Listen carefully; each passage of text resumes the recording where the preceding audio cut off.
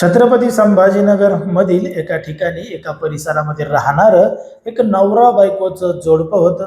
नवविवाहित जोडपं होतं. नेमकंच काही दिवसांपूर्वी दोघा जणांचं लग्न झालं होतं. मग लग्नानंतर आता आपल्याला कामधंदा करावा लागेल, उदरनिर्वाह करावा लागेल आणि इथं येऊन आपलं सगळं काही सुरळीत करावं लागेल असा विचार करून ते नवरा बायकोचं जोडपं छत्रपती संभाजीनगर शहरातील एका ठिकाणी एका परिसरामध्ये आलं होतं आणि एका ठिकाणी भाड्याची रूम करून म्हणजे किरायाने रूम करून ते नवरा बायको जोडपं राहत होतं. एक दिवस जेव्हा तो नवरा घरी नव्हता आणि ती जी नवविवाहित महिला आहे ती घरामध्ये बेडवर झोपलेली होती, तेवढ्यात त्या ठिकाणी त्या घराचा घरमालक आला आणि घरामध्ये एकटीला पाहून त्यानं थेट घराचा दरवाजा लावला. आतमधून दरवाजा लावला आणि तो तो त्या नवविवाहित महिलेच्या जवळ गेला. तिच्या जवळ जाऊन बेडवर तिच्या बाजूलाच बसला आणि घडलं एक धक्कादायक प्रकरण. धक्कादायक घटना नेमकं काय आहे, संपूर्ण प्रकरण कुठं घडली घटना हे आपल्याला अगदी सविस्तरपणे बघायचंय. पण जर तुम्ही अजूनही आपलं चॅनल सबस्क्राईब केलं नसेल तर लगेचच करून घ्या आणि बाजूला असणाऱ्या बेल नोटिफिकेशनला सुद्धा ऑन करायला विसरू नका. आता ही जी संपूर्ण घडलेली घटना आहे ती आहे छत्रपती संभाजीनगर मधील वाळूज MIDC पोलीस ठाण्याच्या हद्दीमध्ये घडलेली संपूर्ण घटना आहे. तारीख आहे 15 जून 2026 ची.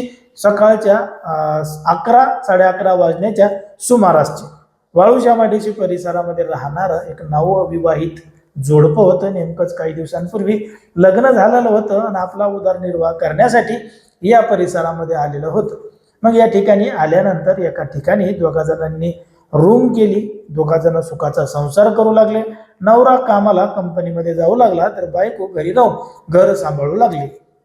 काही दिवस निघून गेल्यानंतर सगळं काही सुरळीतपणानं सुरू होतं. पण मात्र 15 तारखेला अचानक घर मालक त्या ठिकाणी आला, महिलेच्या रूममध्ये घुसला आणि त्यानंच आतमधून कडी लावून घेतली आणि त्या महिलेसोबत नको ते कृत्य करण्याचा प्रयत्न करू लागला आणि तिच्याकडं शरीर सुखाची मागणी सुद्धा करू लागला. आता त्या महिलेनं त्याला जोरदार विरोध केला. जोरदार विरोध केल्यानंतर आरडाओरडा असं करायला सुरुवात केली.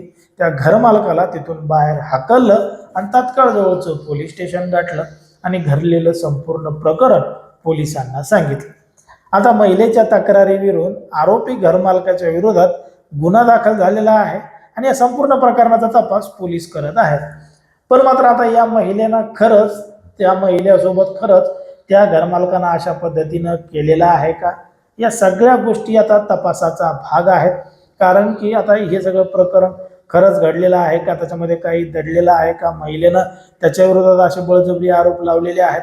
कारण की अशा घटना सध्या आजूबाजूला परिसरामध्ये मोठ्या प्रमाणात घडत आहेत. म्हणून पोलीस या संपूर्ण प्रकरणाचा तपास करून योग्य ती कारवाई करणार आहेत. पण मात्र जर त्या महिलेसोबत त्या घरमालकाने खरंच अशा पद्धतीनं केलेलं असेल तर त्याच्यावर कठोरातली कठोर कारवाई व्हायला पाहिजे. कारण की लोक विश्वासानं कामधंदा करण्यासाठी MIDC परिसरामध्ये येत असतात.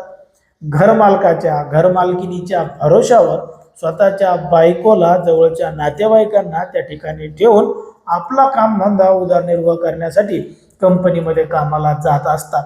मग त्याच ओळखीचा जरी गैरफायदा घेत असतील, त्यांच्या घरच्यांसोबत अशा पद्धतीनं करत असतील तर अशांच्या विरोधात कठोरातली कठोर कारवाई व्हायला पाहिजे अशीच मागणी अनेकांनी केलेली आहे. आता ज्या पद्धतीने ही संपूर्ण घटना घडलेली आहे त्या घटनेवर तुम्हाला काय वाटतं ते तुम्ही अगदी स्पष्टपणे कमेंटमध्ये सांगा. कारण की कोणाच्याही भावना दुखवणं, कोणाचंही मन दुखवणं हा आपला उद्देश नाही.